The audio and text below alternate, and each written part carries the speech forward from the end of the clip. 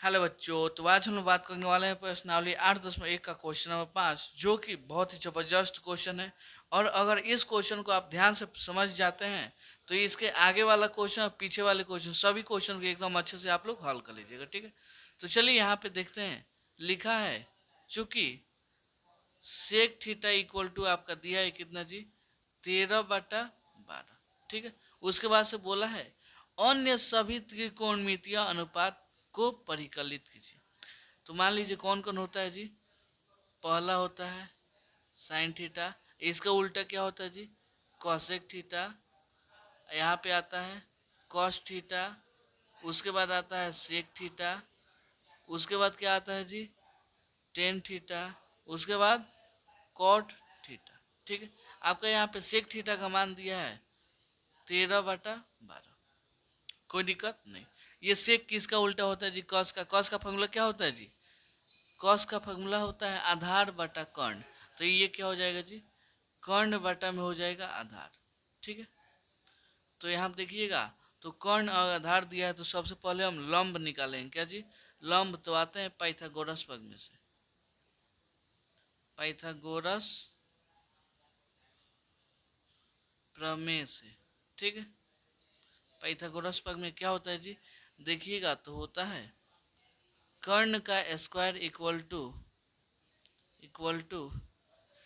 आधार का square plus लंब का स्क्वायर। ठीक है, तो कर्ण का मान दिया है 13, तो हो जाएगा 13 का होल स्क्वायर। यहाँ पे आधार का कितना दिया है जी, 12, तो 12 का होल स्क्वायर।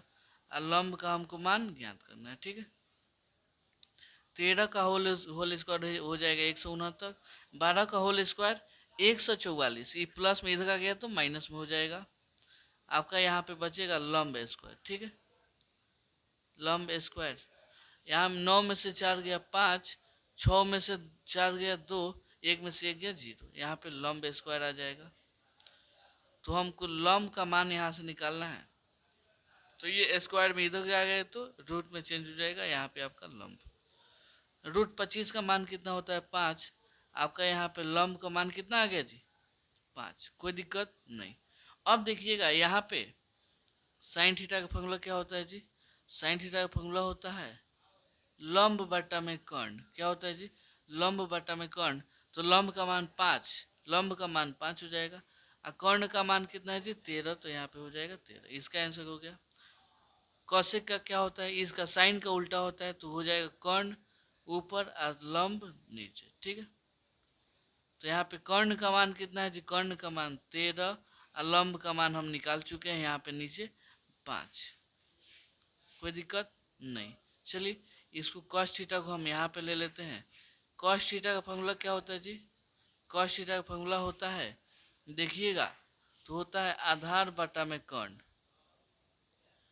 आधार बटा में कर्ण, तो आधार का मान कितना दिया है जी, यहाँ पे 12 दिया है तो 12। और कर्ण का मान कितना दिया है जी, कर्ण का मान दिया है 13, तो 13 हो जाएगा। इसका आंसर हो गया। सेक का दे ये दिया है। और टेन का क्या होता है जी फॉर्मूला, इसका फॉर्मूला होता है लंब बटा में आधार। क्या जी, लंब बटा में आधार। तो लंब का मान यहाँ पे हम निकाल चुके हैं 5, तो 5 हो जाएगा। आधार कितना दिया है जी, 12। ठीक है, वैसे ही कॉट का उल्टा क्या होता है जी, ये 10 का उल्टा होता हो जाएगा आधार बटा में लंब। क्या जी, आधार बटा में लंब। आधार का मान 12, लंब का मान 5। यही इसका क्या हो गया जी, आंसर हो गया। तो उम्मीद करता हूँ आपको ये क्वेश्चन बहुत अच्छे से समझ में आया होगा। इसमें कुछ करना नहीं था, बस पाइथागोरस प्रमेय से लंब निकालना था, फॉर्मूला पे बैठा देना था। ठीक है, तो चलिए मिलते हैं अगले वीडियो में अगले क्वेश्चन लेके, तब तक के लिए धन्यवाद।